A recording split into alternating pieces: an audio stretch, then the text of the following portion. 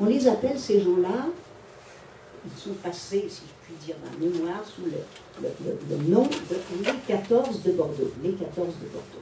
Bon. Mais alors, dans leur cas, à eux précisément, l'UNEF de Bordeaux avait été quasiment prise par des gens non loin, parce que je ne connais pas le détail, de l'UNEF de Strasbourg. Bon, plus ou moins, bref, c'était plus ou moins des radicaux. Et donc, ils se sont solidarisés avec ces 14 de Bordeaux. Et donc, ils leur ont pris des avocats célèbres, dont Yves de Chessel, qui a été l'avocat de Messaliage, pour les défendre. Et donc, ils ont eu une défense du monotoxique de l'époque. Et ils ont quand même eu 6 ans de prison, 3 ans de prison, etc. Mais en juin 69, amnistie, ils ont tous été libérés. Ils ont fait 1 an de prison. Ils étaient 14. Hein. C'est un exemple.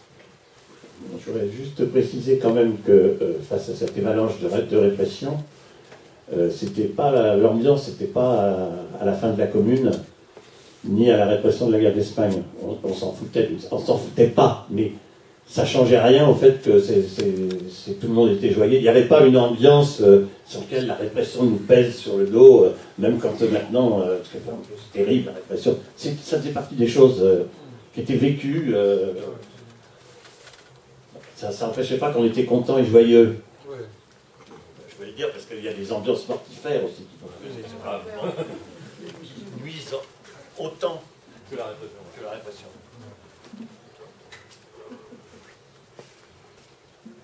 C'est une question un peu infrastructurelle, mais c'est du coup, quand vous dites que la séparation s'est jouée en 2-3 ans avec ces personnes-là que vous appelez primat, vers 70-71, à votre avis, qu'est-ce qui a joué dans le fait qu'il y a eu cette séparation?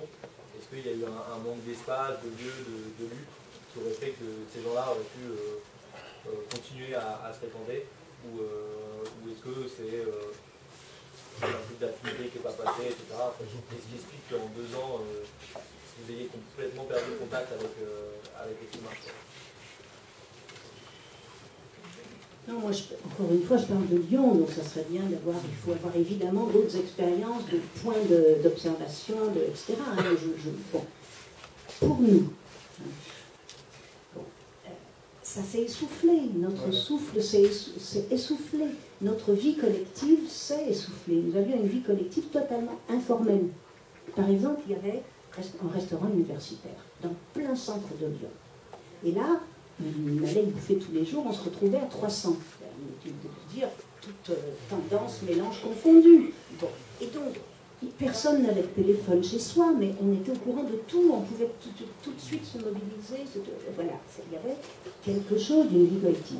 Ce restaurant a été fermé au bout de 3 ans, je ne sais plus pourquoi, pour des raisons administratives. C'est un des exemples, si tu veux. Hein, mais de fait, l'énergie collective, la puissance collective issue de Neige s'est étiolée. Après, ce sont d'autres personnes, ou autrement, ou d'autres mouvements. Enfin bref, il y a eu une reformulation, et il me semble qu'il y a eu une reformulation. Par exemple, au comité d'action des prisonniers de 1974, moi je ne suis pas allée, aucun des gens que j'ai connus n'a été militant dans ce truc-là.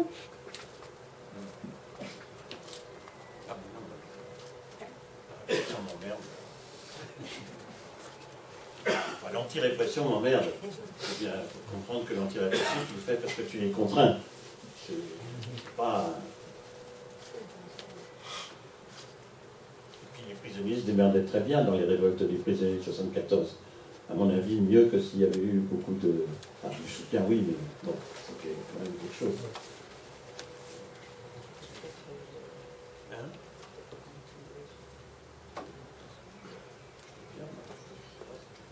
Quelle a été la position pratique, je pense pas intellectuelle, de Foucault, et qui l'exergue un peu partout, puis quand on l'approche, ça se dégonfle très rapidement, par rapport à ces prisonniers eux-mêmes? Rien. Inexistant. C'est pas compliqué, ni lui, ni ses proches. Autant Daniel Guérin aux premières loges tout de suite, puis alors aveuglément, sans dans les détails, les titres, Daniel Guérin qui est vraiment. Autant Foucault ne la met jamais vue. À Paris, ici, il était au Cap quand même. À Paris. Mais là, le Au GIE en premier. sur Lyon, non. Hein. Et or, il y avait des internationaux, hein, des nationaux, bien sûr. Alors, peut-être dans le prolongement, si tu veux bien, Cap, de ce que vient de demander Alain, peut-être pour faire une espèce d'effort de comparaison des époques, de concordance des temps, appelons ça comme on veut, on voit en ce moment à l'œuvre que le milieu universitaire a des outils de répression. Je ne parle pas assez fort. Ouais. Ce qui se passe actuellement, c'est tout nouveau, c'est ces jours-ci, hein, moi, en particulier au travers des infos que j'ai à Rennes. Les universitaires, des intellectuels, je ne sais pas, mais le milieu universitaire est un outil précieux de répression dans la bagarre qui est actuellement contre Parcoursup, donc le fait que avoir le bac n'est plus la garantie de l'accès à l'université. Ils ont des pratiques de désorganisation des examens et de déstabilisation des étudiants qui ont été dans la bagarre, qui sont absolument innommables, hein, et qui sont les pires outils de répression dont dispose le pouvoir actuellement. Alors, est-ce que Jean-Pierre et toi, de votre expérience, vous avez eu l'occasion de voir ce travail-là en 68 aussi? Est-ce que c'est une constante ou est-ce que les choses ont bien changé et en mal depuis ce temps-là?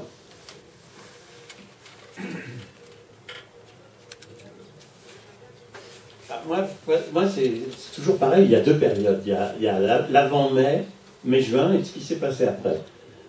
Alors, ce qui s'est passé après, j'en parlerai pas. J'étais plus à la fac, je m'en désintéressais complètement. Et je pense qu'en mai-juin et dans l'année qui a précédé, le corps enseignant ne pouvait pas jouer ce rôle-là. Il était dépassé. Ils n'avaient pas la parole, quoi. En gros, hein, pour critiquer. Sauf quelques-uns, des minorités, etc. Voilà, c'est ça que je pourrais répondre. Ils n'avaient pas le pouvoir qu'ils ont maintenant.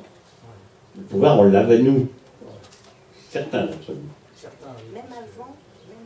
L'année d'avant. Alors tout à l'heure, quand je parlerai, je vous parlerai des des 3 années qui précèdent, mais pareil que Claire, dans un contexte bien particulier, qui était le mien. Donc je ne sais pas comment ça se passait à Rennes. Je te dirais que dans l'occupation de la fac de Lyon, en 68, on a vu forcément 2 types de profs. Hein. Si tu veux, il y avait d'une part quand même certains profs qui faisaient un peu les go between. Par exemple, Jacqueline Brunet et son mari Roland Brunet, tous les deux profs, tous les deux SNES-Sup, l'une à la fac et l'autre dans l'enseignement technique, prof de philo de l'enseignement technique, ils ont été des alliés. Ils ont été des alliés. Et puis tu as la grosse masse de profs, toujours pareil, qui se divisaient entre les profs du SNES-Sup, qui étaient des anciens militants communistes, qui l'étaient toujours, qui étaient absolument, comment les appeler, contre-révolutionnaires. Ils n'avaient qu'une idée, c'était de nous empêcher de bouger. Hein. Et puis au palais, aussi une masse de profs, on n'a pas su, mais bon, plan modérés qui gardaient les bibliothèques de leur département, tranquille, pas tout, choses comme ça. Voilà, hein. Mais il y a eu une action en mai, ça je me rappelle, puis je l'ai retrouvé dans les archives, de profs qui ont eu un rôle, même si c'était nous qui avions forcé la parole, ils ont quand même fait l'essentiel de ce qu'ils ont pu pour nous empêcher de bouger. Ils n'ont pas réussi.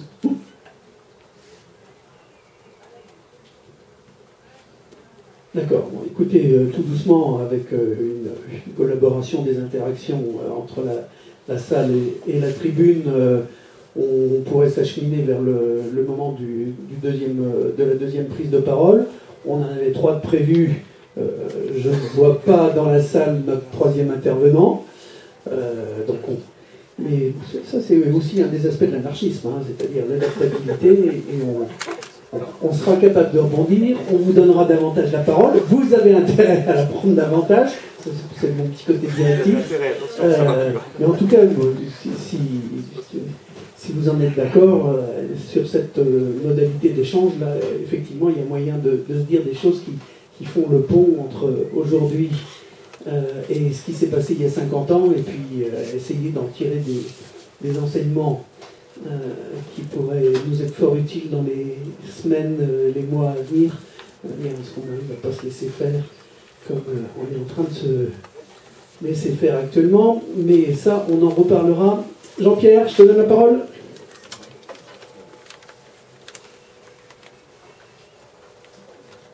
Bon, je vais prendre le truc que j'avais prévu, après je reviendrai sur moi, ce qui m'avait intéressé dans les anniversaires, c'est de les examiner. Parce que je pense que les anniversaires ou les commémorations, elles parlent d'abord du présent.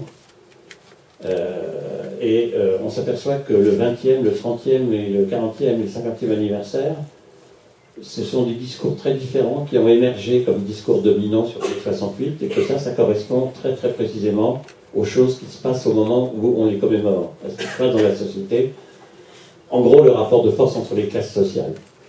Le 20e anniversaire, il est illustré par le bouquin d'Amon et Rothman qui s'appelle Génération, qui réduit mai 68 à la saga d'un certain nombre de militants, des étudiants communistes, gauchistes après, et qui tentait de réduire mai 68 à un mouvement culturel. Donc d'évacuer en gros ce qui était le ferment, à mon avis, de mai 68, ce qui a permis ce qui se passe et les années après, savoir la grève générale. Le 20e anniversaire, c'était 88, c'était après les 8 années d'horreur, les plus grandes années d'horreur que la France a vécues, peut-être après celle de Macron, je ne sais rien.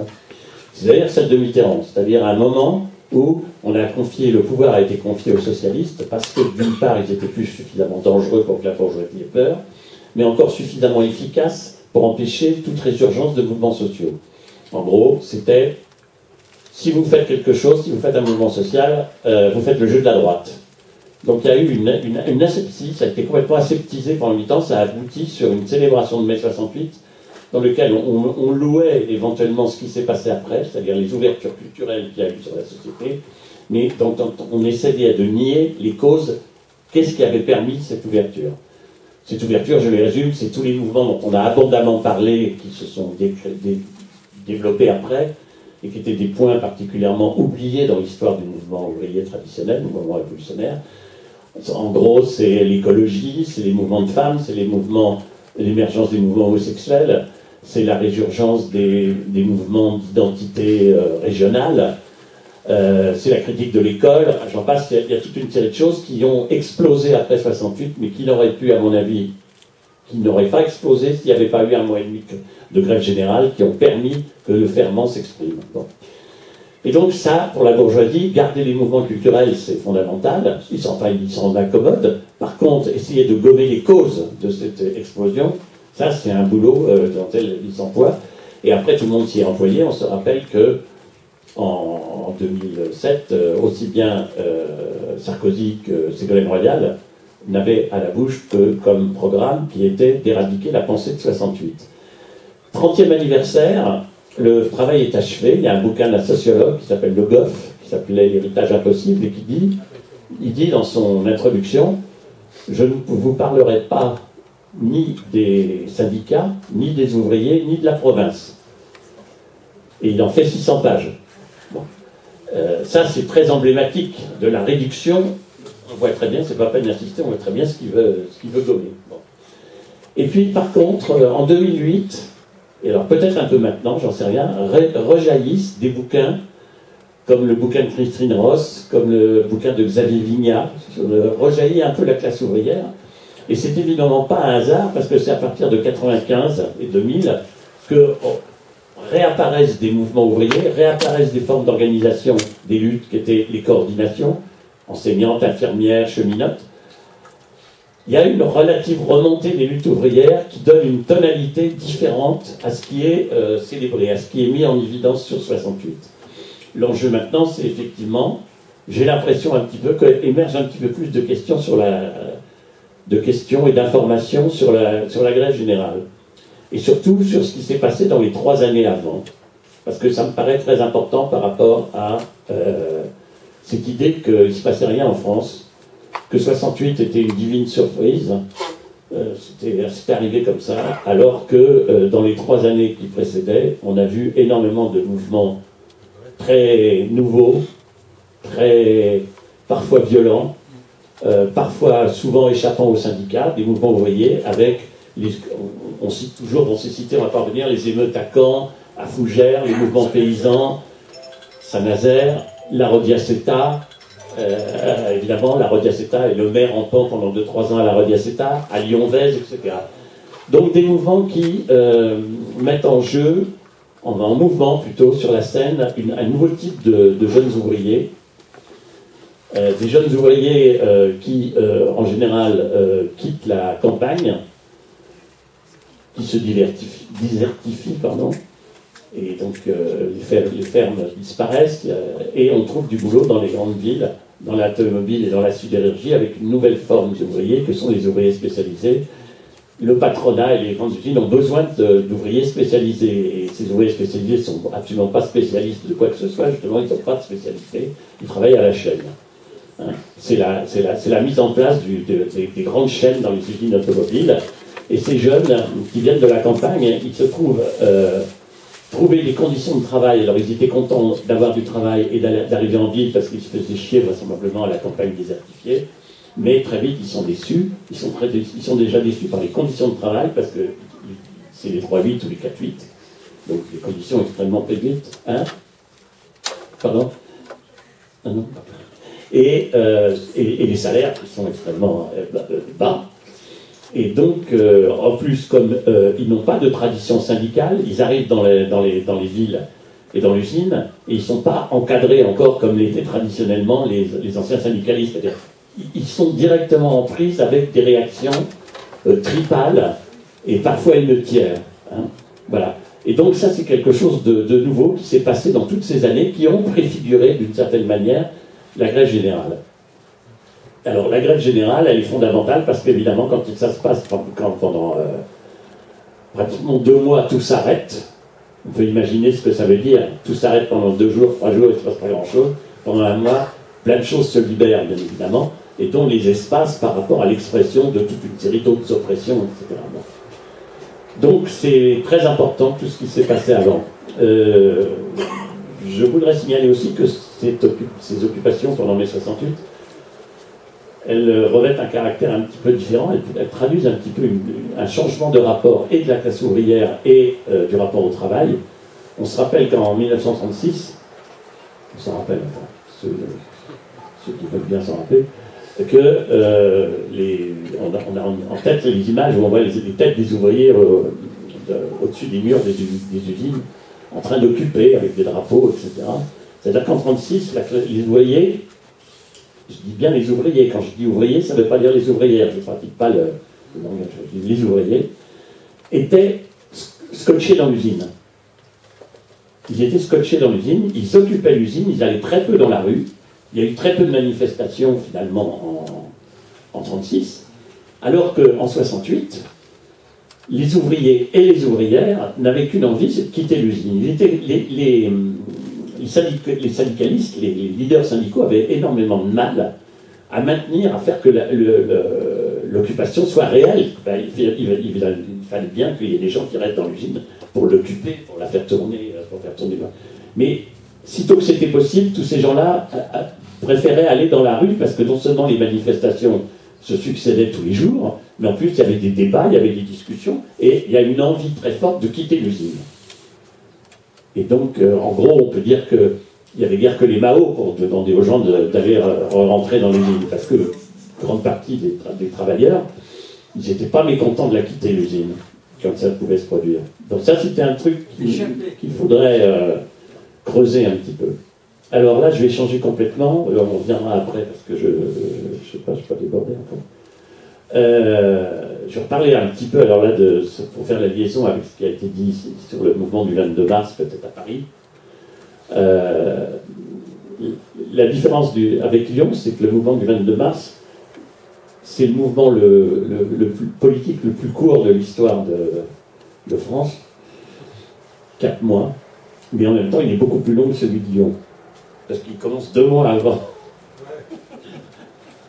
Et alors, pourquoi cette histoire de Nanterre? On dit beaucoup de conneries sur l'histoire de Nanterre, en particulier, on entend toujours dans le téléphone, alors ça a commencé par l'histoire de dortoir des filles. Alors ça, en général, je raccroche. Dortoir des filles, d'abord, il n'y avait pas de dortoir. Il y avait des filles, mais pas de dortoir. Il y avait des chambres universitaires, comme il y en a encore maintenant. Et la revendication, parmi 50 autres, c'était la libre circulation. Et pas une histoire. Traduire ça en truc de dortoir des filles, c'est par image. C'est le petit côté salace qui veut insinuer des choses. Enfin bon, voilà. Des événements, il y en a eu plein. La presse en a mis en exergue quelques-uns. Alors, quelle était l'originalité du mouvement à Nanterre? L'originalité du mouvement à Nanterre, il y en a une qui est objective, c'est que ce campus était le premier campus de France, donc en dehors de la ville et avec une cité universitaire sur son propre terrain, c'est-à-dire que les gens qui y étaient n'étaient pas comme les autres étudiants dans les villes. Et à Nanterre, c'était un terrain vague, et puis il y avait d'un côté le bidonville, et autour, pas de bistrot, pas de cinéma, pas de vie culturelle possible, donc nécessité pour les gens de se créer une vie sociale. C'était automatique, donc d'utiliser l'endroit pour avoir une réelle vie sociale. Et comme la première année, moi je l'étais depuis, je suis beaucoup plus âgé que Claire, et moi j'y étais depuis 64, à l'ouverture. Il y avait 1000 étudiants seulement, il y en avait 15 000 en 68. Et quand on se retrouve là, bien évidemment, on essaie de trouver une vie sociale. Et aucun groupe politique, maintenant, la vie sociale des militants d'extrême gauche, elle se structure beaucoup autour des tendances. Les tendances sont suffisamment étoffées pour qu'elles puissent permettre, dans une ville importante, de structurer la vie sociale d'un certain nombre de gens. Si vous êtes au NPA, vos potes sont au NPA. Si vous êtes appelliste, ils sont appellistes. Si vous êtes à Nard, ils sont... Voilà. Mais là, on était trop peu nombreux dans chaque chapelle pour pouvoir avoir une vie suffisante, sauf à être complètement endogame. Donc c'était pas possible. Donc il s'est créé un sentiment d'appartenance de cette extrême gauche à Nanterre, qui a eu autant d'importance que l'idéologie de chacun. Bon. Ça c'est un point objectif. L'autre point plus subjectif, c'est la chance qu'il y a eu un groupe anarchiste dont je faisais partie, qui s'est lancé dans une analyse du milieu étudiant et qui a fait une rupture dès la première année, dès 64-65, avec l'idée syndicale, comme quoi le syndicalisme devait représenter l'ensemble des étudiants, c'est-à-dire l'UNEF. Donc représenter l'ensemble, c'était trouver les revendications communes à tout le monde. Cette analyse, qui était nouvelle à l'époque, c'était que les étudiants n'ont pas d'intérêt commun et que les conflits de classe traversent le milieu étudiant. Et que donc il ne peut y avoir de mouvements communistes, socialistes, anarchistes, révolutionnaires, tout ce que vous voulez, que extrêmement minoritaires. Et donc c'est à partir de là qu'on a développé une politique en disant assumer notre rôle minoritaire et ne pas se faire chier à chercher des revendications communes. Et ça, c'était plus sexy et plus rock'n'roll de dire ça que de chercher quelle va être la taille du crayon à réclamer à l'administration, ce qui fait que ça a mis en branle des étudiants, mais bien loin de penser que c'était une majorité, mais une minorité tellement active et quand même significative que ça a permis, grâce à ce que j'ai dit aussi tout à l'heure, de développer ce mouvement. Ça, je tenais à le dire parce qu'il y a toujours, à côté de ça, toujours cette volonté de parler au nom de tout le monde et de faire comme si tout le monde avait les mêmes intérêts à l'intérieur de... Critiquer les intérêts, ça a amené aussi à critiquer le contenu de l'enseignement. Pas seulement le fait qu'il y avait la sélection et l'université, elle est faite pour ça. Sinon, il n'y a pas... Bon, c'est pas le problème. Le problème, c'est le contenu de pourquoi on apprend telle ou telle chose. Bon, moi, je l'ai abordé par le biais de la sociologie, par la critique de la sociologie et de l'apport de la sociologie américaine comme instrument d'organisation du travail dans les années 30, et de montrer que ça, c'était en train de structurer le contenu de ce que devaient devenir les étudiants moyens. Ça impliquait à terme de faire la critique, effectivement, d'être étudiant. Voilà.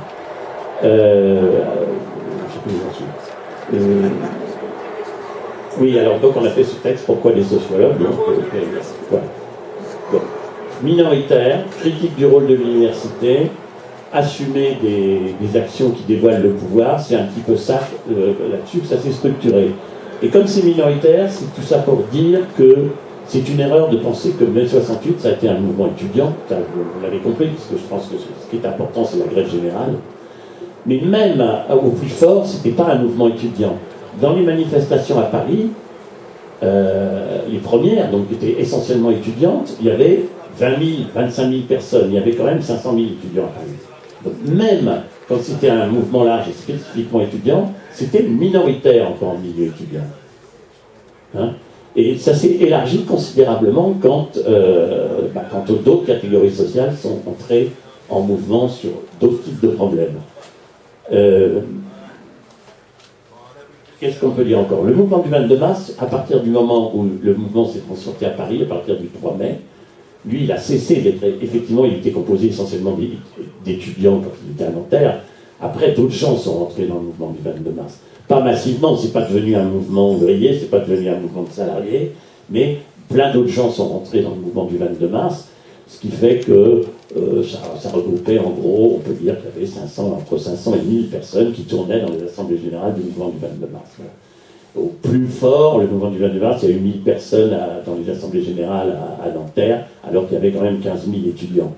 Mais 1000 personnes déterminées sur ces positions-là, évidemment, ça fait ça a plus de degrés.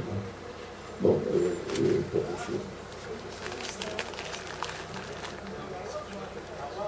hein? Les assemblées générales de 22 pendant la grève de l'école des sécurité. Alors, il y en a, le mouvement du 29 mars, jusqu'au 3 mai, ça avait lieu à Nanterre. Après, quand la fac a fermé, il y a une partie qui a occupé, c'est divisé en deux. C'était des allers-retours, mais on prenait les occupations des facs, elles servaient essentiellement de lieu de groupe politique, pour faire de la politique. On n'occupait pas les facs pour faire de la cogestion, c'était pour avoir des locaux. Donc on allait là où c'était possible, où c'était pratique. On a fait 6 ou 7 lieux, mais pas la Sorbonne. La Sorbonne qui était occupée en... Vous voyez, je veux dire, c'était bloquer la fac, certes, mais surtout en faire des lieux. Des lieux de réunion, des lieux de différentes activités. Oui. Pour faire une comparaison méthodologique, j'ai l'impression que c'est vachement l'enjeu de ce qu'il y a à Rennes avec Rennes 2. Et du coup, on se retrouve avec une espèce de problématique quand la fac est fermée, administrativement, quand ils arrêtent le local, on n'a plus de lieu en fait pour s'organiser. Je me demande comment vous avez fait quand ils ont commencé à successivement fermer toutes les facs, est-ce que vous avez trouvé d'autres lieux? C'est-à-dire que ça a pris du temps la fermeture des facs. C'était des prises militaires un peu comme maintenant. Parfois aussi violentes, parfois un peu plus, parfois un peu moins. Mais successivement. Et disons que jusqu'au mois de septembre, non, fin août, on trouvait toujours d'autres endroits. Mais ça se restreignait considérablement, effectivement. Du coup, avec la même problématique, à partir des vacances scolaires, il n'y a plus de lieu, quoi. Et nous, c'est aussi un de nos gros problèmes, quoi. Et dès qu'à la fin des examens, il n'y a plus de lieu pour s'organiser, ils peuvent se rejoindre et, je sais pas, les gens pro d'un partout et les étudiants. Alors, ce qui s'est passé en mai-juin, c'est avant, après juillet, août, il y a eu un exode. Tous les gens qui s'étaient formés, qui étaient dans le mouvement et qui ne voulaient pas quitter ce mouvement-là, ont voyagé. Le nomadisme a commencé, avec des groupes de gens qui partaient en province, rencontrer d'autres gens, parfois faire des communautés, pas tout de suite, mais presque. Tout un essaimage de gens qui partaient à droite à gauche, et c'est seulement en septembre, octobre de la rentrée scolaire que beaucoup de gens sont revenus pour... non, alors là, pas occupés, parce que les facs se sont réouvertes avec d'autres types d'occupants, qui étaient les milices privées, non privées, je ne sais pas, en tout cas en civil, ce qu'on appelait les appariteurs musclés, qui étaient des véritables brutes. Les plus grandes bagarres que moi j'ai vues, que j'ai prises sur la gueule, c'est pas en mai 68, c'est en 69. C'est-à-dire qu'ils ont rouvert la fac en y mettant des milices privées à l'intérieur. Des vigiles, voilà, ça s'appelle comme ça. Mais des lieux, effectivement, les facs, c'était idéal, parce que sinon, il y avait la rue. Il n'y avait pas de MJC.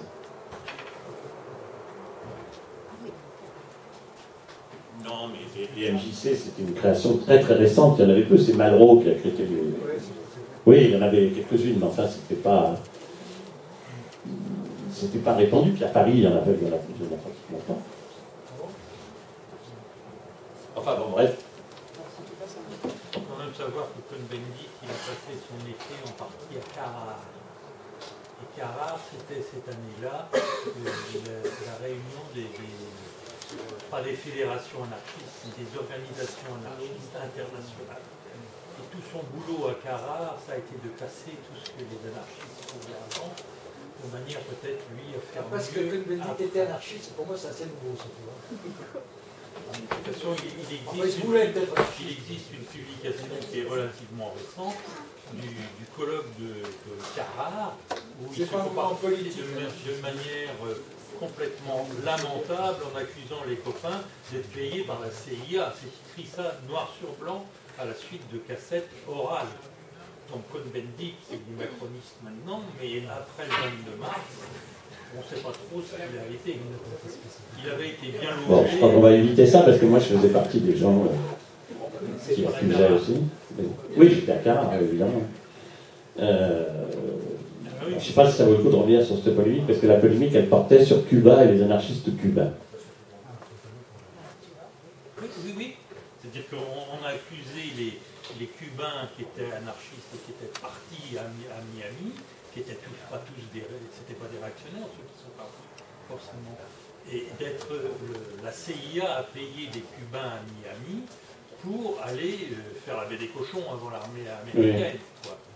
Mais dire à Carrare que la CIA était impliquée aussi dans un mouvement anarchiste internationaux divers, c'était quand même un peu pousser le bouchon. Oui, c'est sûr. C'est des polémiques qui sont incicatrisables. Je pas, bon, moi je peux enlever dans un autre contexte, je vais parler. C'est sûr qu'on était moins regardant sur... Ouais, moi, l'expérience castrice, elle me plaisait bien, là je le reconnais. J'étais pas d'accord avec le mouvement anarchiste traditionnel. Enfin, pour moi, c'était un mouvement. On critiquait Castro, on critiquait le régime castriste, mais quand même, on va foutu sur la gueule aux Américains, pareil que pour le Vietnam. Moi, je participais aux manifs contre les Américains. Et j'étais pas sur le mot d'ordre paix au Vietnam, c'est clair. Après, il y avait des débats politiques. Il y avait des débats politiques, c'est-à-dire que par exemple les trotskistes, ils étaient soutien inconditionnel aux 4 et 5 points du FLN et de la RDVN, c'est-à-dire de la République nord-vietnamienne, les 4 et 5 points, c'est-à-dire la totalité. Nous, il y avait un point qu'on ne soutenait pas, qui était la création d'un État ouvrier. Voilà. Bon, ça peut paraître formel, mais ça mais par contre, il était hors de question, dans notre tendance en tout cas, de renvoyer dos à dos les Américains et les Vietnamiens, et les communistes vietnamiens. La politique du dos à dos, on l'a toujours... Moi, ma tendance, alors vous pouvez peut-être me cracher à la gueule, pas total, on l'a toujours refusé. Pendant la guerre d'Algérie, je soutenais les indépendantistes algériens. C'est clair que il y a eu un débat dans le mouvement anarchiste très fort. Hein. Il y avait une tendance qui renvoyait le dos à dos et une tendance qui, malgré tout, essayait de faire un travail politique avec un certain nombre d'Algériens. Moi, je faisais partie de ce groupe-là. Il y avait Koufmareo, en gros, il y avait les communistes libertaires. Bon. Mais est-ce que c'est vraiment l'objet on sait ça, je veux dire, on peut le retrouver sur plein d'autres sujets. Hein.